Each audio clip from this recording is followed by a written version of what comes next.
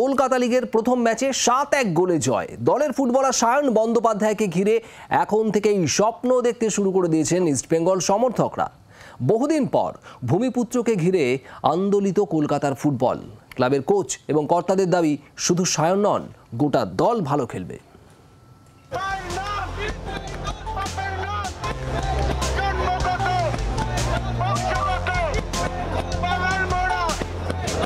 কলকাতা লিগের প্রথম ম্যাচ জিতে এভাবেই সেলিব্রেশনে মেতেছিলেন ইস্টবেঙ্গল সমর্থকরা।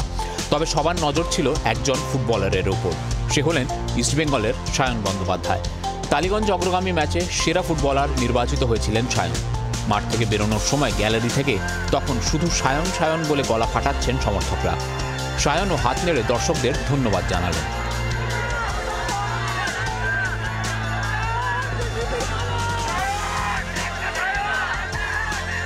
টালিগঞ্জ ম্যাচ এখন অতীত। ইস্টবেঙ্গলের পরের ম্যাচ জর্জ টেলিগ্রাফের বিরুদ্ধে।